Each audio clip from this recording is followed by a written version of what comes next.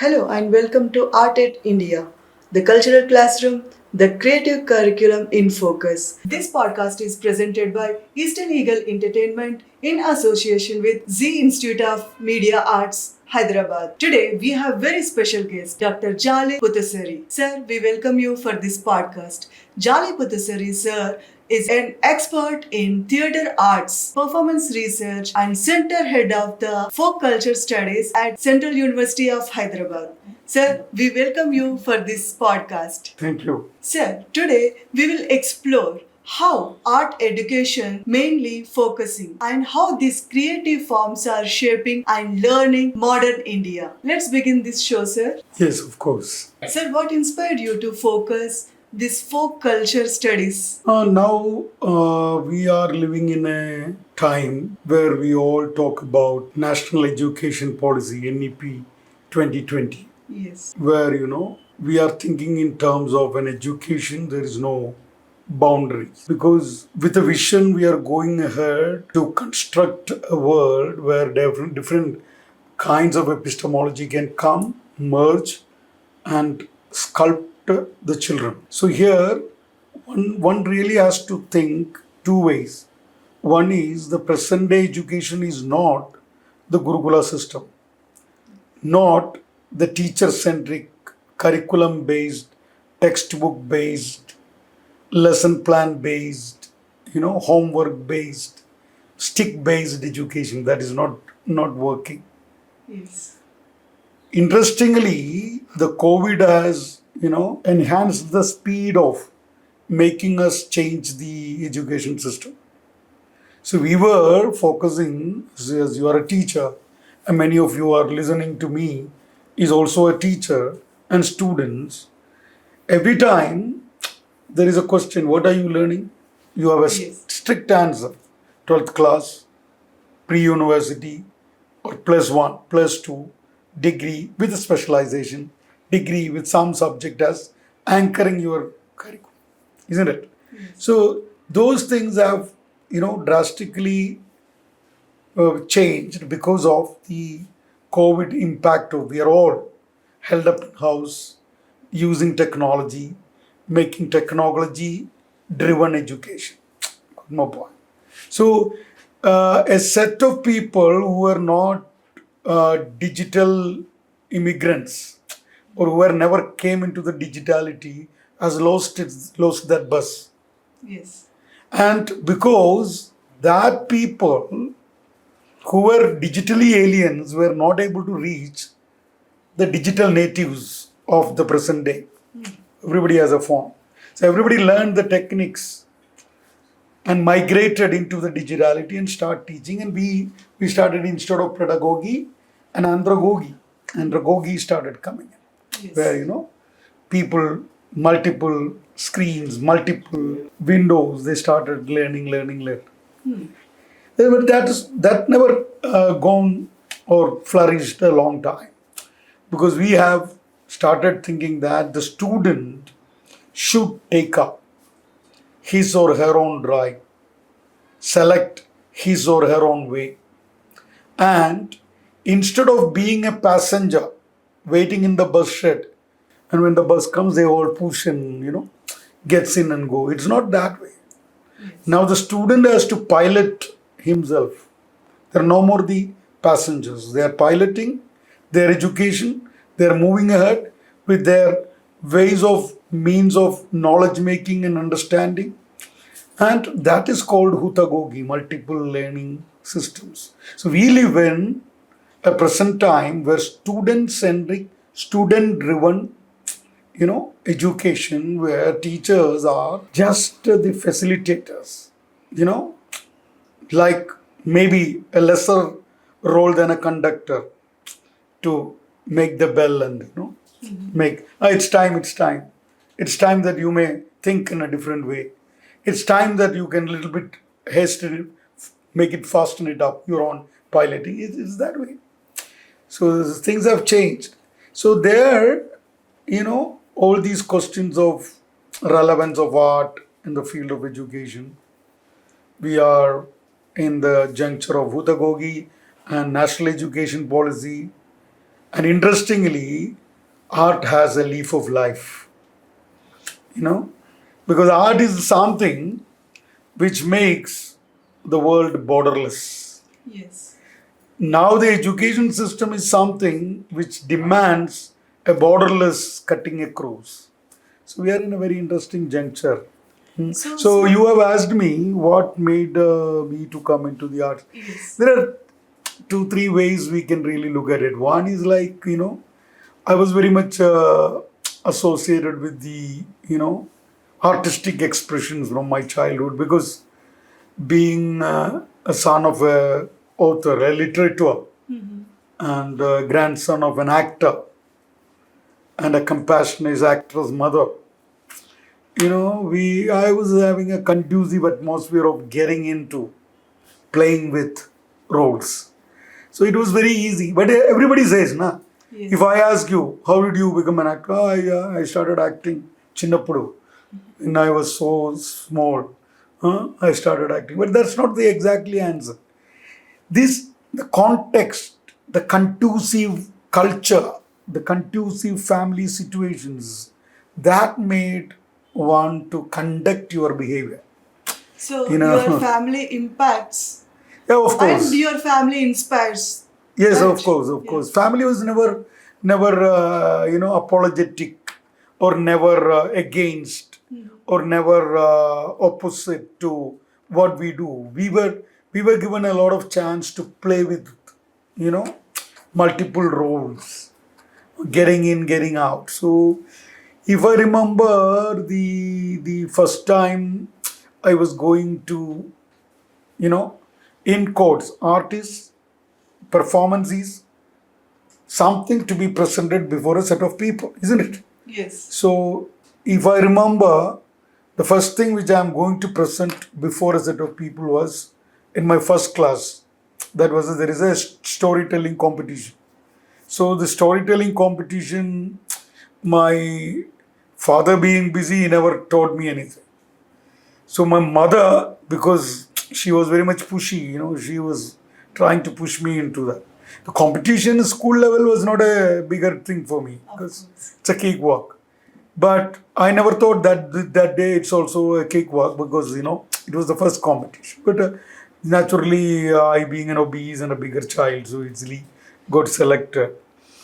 Then when I've gone into the district level of the Stallions International competition. So only that particular day morning, today I have to go for the competition. So morning, only my father asked me, what kind of story you are telling?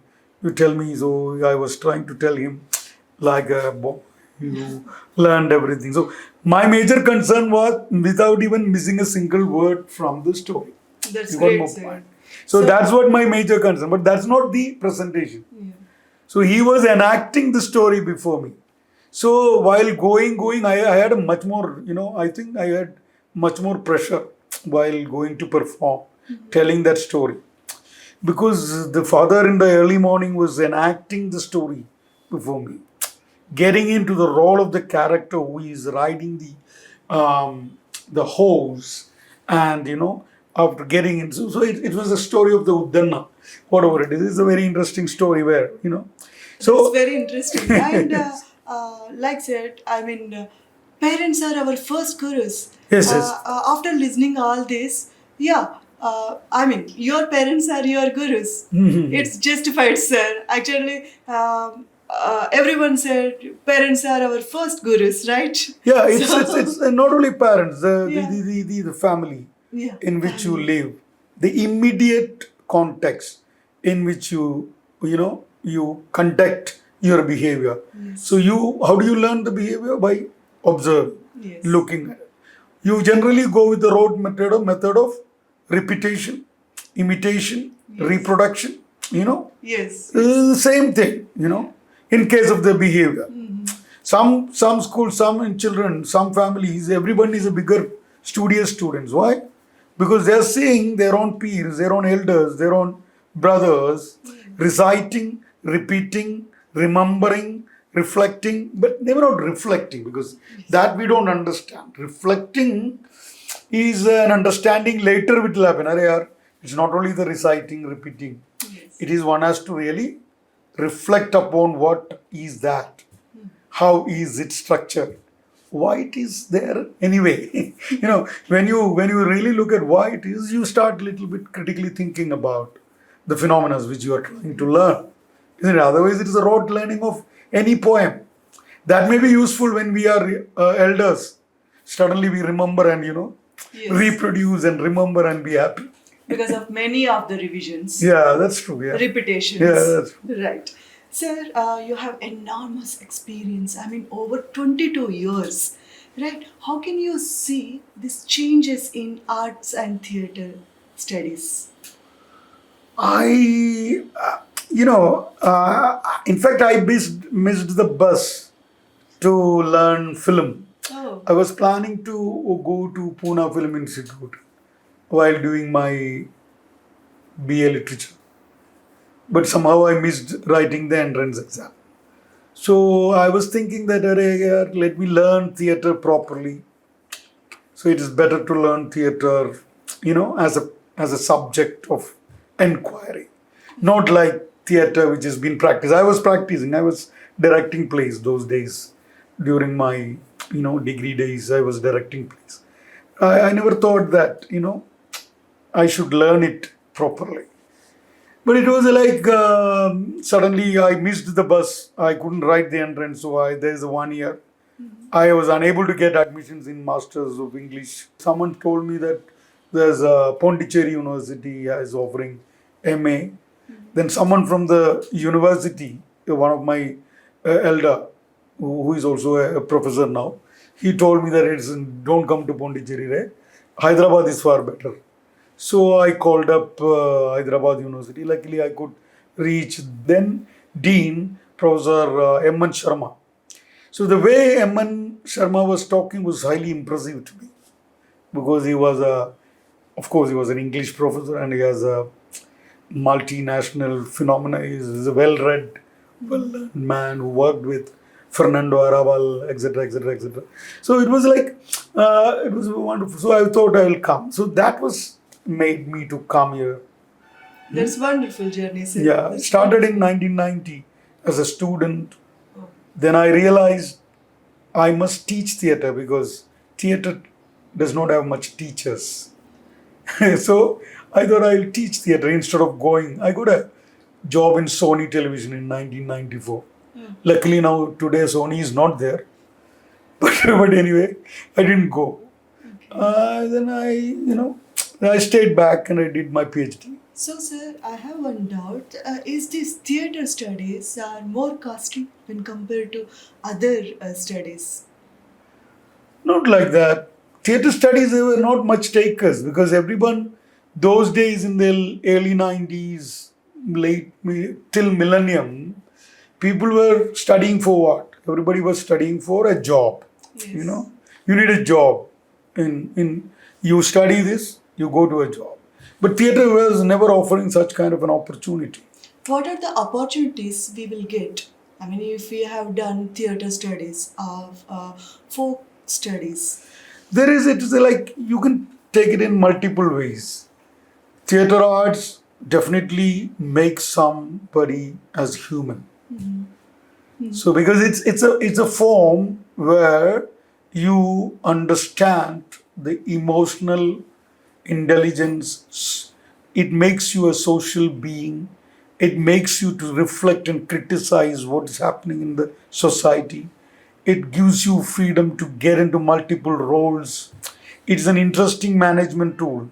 If you have to run a small play, how many things you have to do? You have to plan, you have to pre-plan, you have to book certain things, you have to generate money, you have to generate people, you have to run rehearsals, rig sets. It's an amount of work. It's more like a real-time course, right? Yeah, yeah, you're right. It's if you simulate a particular theatre production as a management training, it can give you enormous amount of how executing, implementing or a play production can become an interesting management lesson. because it has the publicity. It has, you have to bring in the people. There is no much takers for theatre now. So how can you woo the people? How can you generate money? How can you pay back something to the actors? And it's that way. But what I will tell is theatre studies or theatre as an art form survives because of passion. It's not at all a profession. Yeah, it's a passion. Yeah, it's absolute passion. If the passion gets developed because theatre is highly procedural with processes, multiple processes goes in. If you have a very interesting dramatic text to be played into performance, you select a text. Yes. Someone selected text. So why do you select a text? You somewhere or the other relate with that text. You think this text I need to do. This text I need to interpret. This text I need to make it realize. That makes some people happy, isn't it? Yes. So of course. ultimately you are trying to make people happy. Yes. You got my point. So Yes, that's why theatre education is important. Yes. You are playing a role of a joker to make the people happy. Yes. If you make the people happy, they will always remember you. So, folk theatre itself will explain how these fine arts will shaping of our modern India, right? Yeah, folk theatre, if you quote in that way, now folk theatre is part of the, you have to really look at it. What is basically folklore? Folklore is very much vernacular, very much local, very much regional, Yes. very much communal, community centric, Yes. very much dialectical. It deals with the local mythologies, local beliefs, local practices, etc., etc., Yes. Yes. in a time depth, handed over, continued over a period of a large amount of time. So if you go and see a Ram Leela performance, you know what is going to happen, but you still go. If you go to an Ogugada performance, you know what is the story and what they are going to do, everything you know, what kind of movements. But you go. Why do you go? Because you feel like it's my social obligation to go there. Or sometimes you feel like it's my community's affair and I have my ritual obligation or ritual right to be there. It's more like interest. Yeah, it's not more than interest. It goes into the core of the people. Yes. So that's why folk theatre, even though there is not much of money, there is not much of fanfare, there's not much of takers. It keeps surviving. There's not much of changes also. It changes very slowly because it's very tradition based. Yes. It has its own structures and rituals and practices and formatic rigidity. So it doesn't, change. But it still continue because you own it. Yes. As a family, community, caste group, kulam, whatever it is, you own it. Their ownership makes it continue. Yes. So, that's why we have multiple. That's a wonderful line. Yeah. There's quite a lot of versions, variations, etc., etc. Yes. You don't feel like, I'm tired of seeing Ramayana. I'll keep going. You know that Narada fellow who has been acting for last 40 years, 45 years, but still you go. Still That's you find ownership. it out. Yeah, that's It's ownership. not adapting, it's an ownership. It's an ownership. Yeah. Yes. You own a part of Yes. it. Who you own? You own that community. You own that caste. You own that kulam. You own it. You think this is a family responsibility. That culture. So the culture. The culture.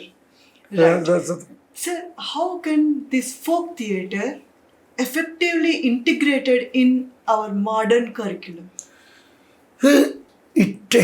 Now NEP gives you a freedom, As I said, NEP has two important things. One is you can bring the performers. Folk theatre practitioners are living treasures. Yes. They have learned it informally. They have learned it through practice. They have maintained it with lots of pain and struggle. They have kept it within their body and mind.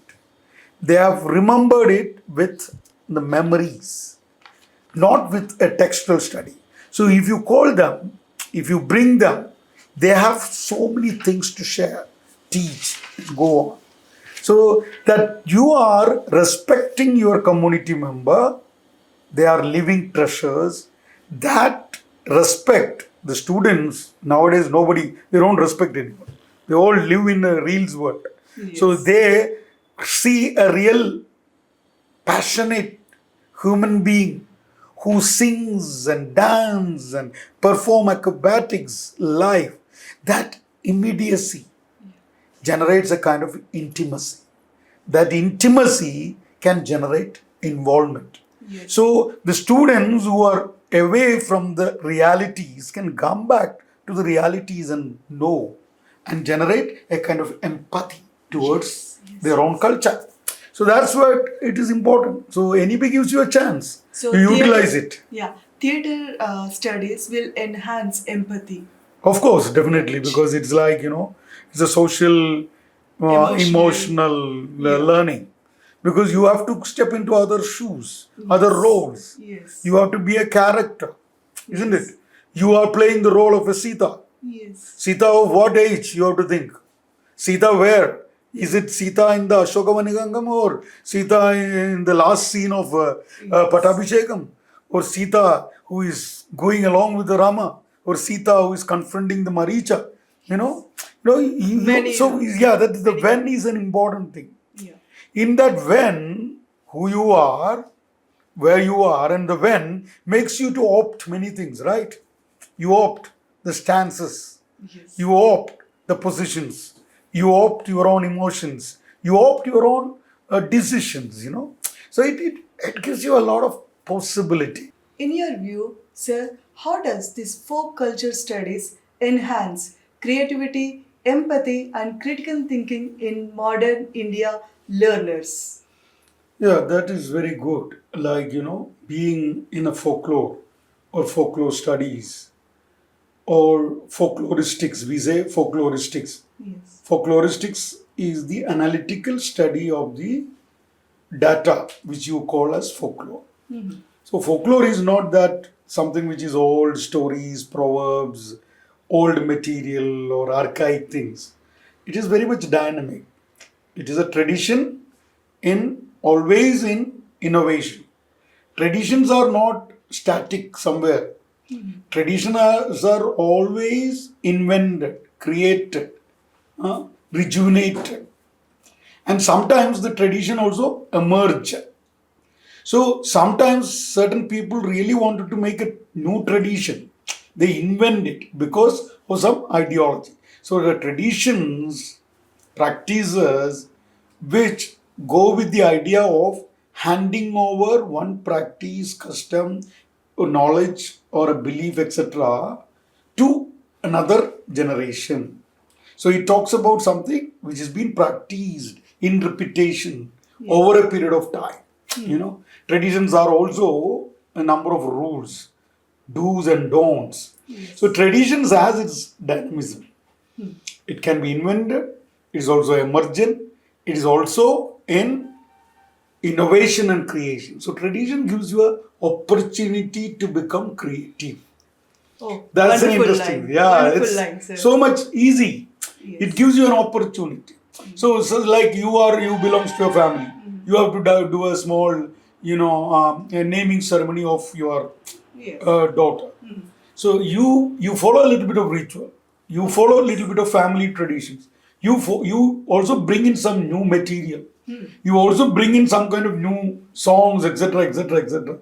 But you become an event manager and also a creative artist and also a decorative artist, a set maker, because you know that you have invited guests. In that, kith and kin is there, family is there, neighbors are there, certain. You also plan how do the feast is there. They all expect, they all come, with the presence to feast. So you really wanted to have a gathering where there is a lot of give and take is there, and you really wanted to make that moment memorable. Yes. That memorable is an opportunity for to be creative. Yes. So traditions are creative in that sense. You don't mind. You may play a new music. You may make a jam session. Yes. You know, it may not go well with some of the oldies, but you don't care because you give certain things for them, certain things for the newcomers. So this is like it's an opportunity. Traditions are, you mean to say traditions are basic ideology, we can add up new things. Of course, yes. Traditions are, uh, some people always very much stringent about it. It's canon. They say Yes. it's a canon. You cannot change, but it's not that. It's a canon, but it is always in its dynamism. It's in its process. It's in its execution. So it is in its performance. That's what I really say. Traditions are nothing but a performed actions. So it's all performed actions. Performed actions always gives you a chance to being alive. Oh. Being, you are doing, and if you have money, you will start showing, and you will be showing off also. Yes, yes, You know, yes. it all Nowadays depends. it's a very common showing off. Showing If off. there is any So, function, it's yeah. like So what are you showing off? yeah. That's your capacity. Hmm.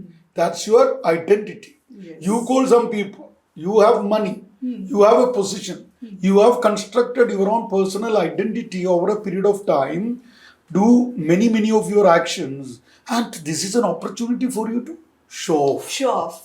So that there's a tradition gives you an opportunity to become showing, doing business. You know, so that's why it is like it's creative. It's highly socially related. Yes. So it's something, you know, that's the opportunities. So from to your question, I really wanted to say folklore. It's connected with the land. It also, so the land will have its own organicity. Okay. I will ask you, from where what is your motherland? Where is your motherland? Nowadays it's very difficult in a metropolitan city Of like course. Hyderabad. A lot of cosmopolitanism is there. You know, you will be struggling. Oh, my mother's land is somewhere, father's land is somewhere, mother's lineage. But you always have a land to remember. Yes. You know, a place to remember. That land will have its own languages in terms of what do you speak, what do you do, what do you construct, what do you language in that sense. All this land and language will make you remember many of the stories. It's an emotion. Yeah, it's a story. Yeah. You may say it's a nostalgia. You may say it's just a memory. You may say it's something like a commemorative act. You will bring in so many things. So the land is a place, it's a context. It makes you to make your own stories. Remember stories. What are you doing? We are all having our own stories. We are storytellings. We are storytellers all our life, isn't it? I started the interview started with the storytelling. I never remembered that story. My father showing me off certain things and I remembering it. Such a boy, less than 5 years, remembering and going to the storytelling with that baggage and fluffing it up. Yes. You got my point. So so that was a lesson which I always remember. If you really wanted to show off, you prepare, practice, make it perfect, and first of all, you believe you are a professional. You have to go. Yes. And this folk culture, Yeah. you mean to say,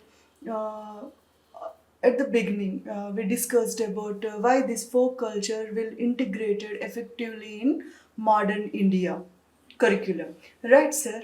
Yeah, after listening all these our discussions, so folk culture, if we included this folk culture studies in curriculum, yes, the student will automatically learn their traditions, Yes. their culture, Yes. their customs. Yeah, They it will is- land up to the systematic lifestyle, right? It's Yeah, not it like is- a it is- competitive. Yeah, it is. It is one thing I will tell you. Simple thing. They will definitely. It gives them an opportunity to understand themselves, who they are, and what they speak, and what they think about themselves as well as others. Yes. And how do they realize what others think about them is not true? So it's like a critical understanding. Yes. You know, you go, you look at your family, simple family tradition of a ritual, then you know what are the values associated with that, how that ritual functions in your family, how that ritual can take your family to another cyclical year with a renewed strength. And you also realize why the others are not doing, why they doing something else.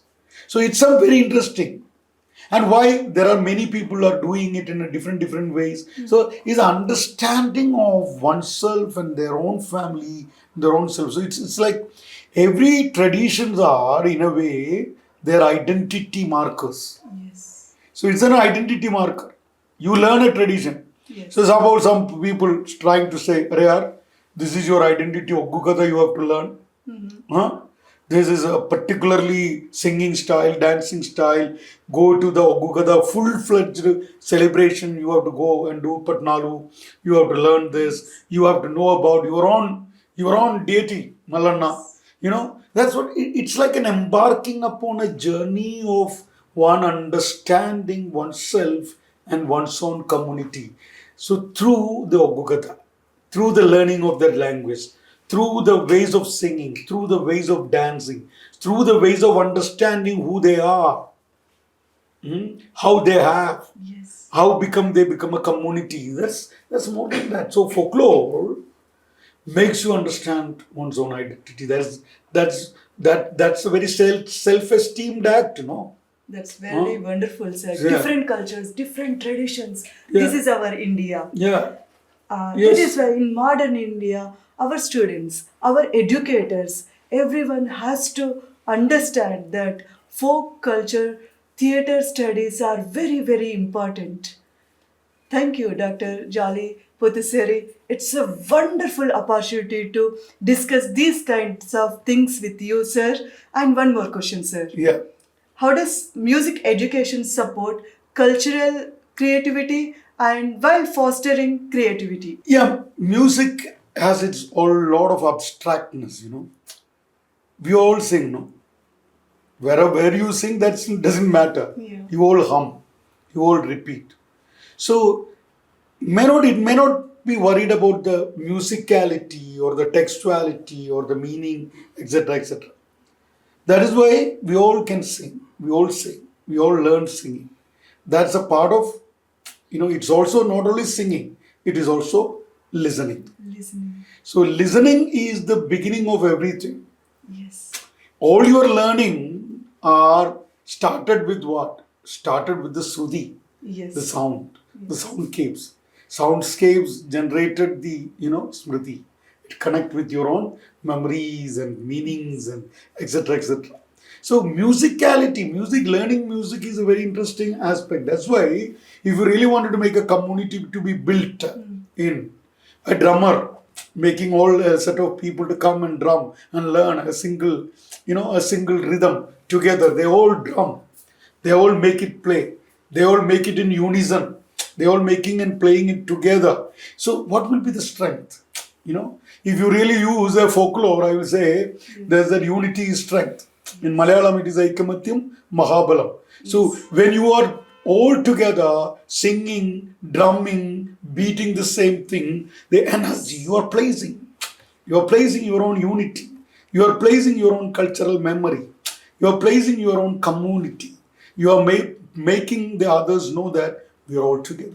Yes. We have the strength. Unity is Yeah, strength. so that's more than that. So it's an amazing opportunity. So learning the folk arts, theatre arts, all these expressive arts are possibilities one can definitely hang on to.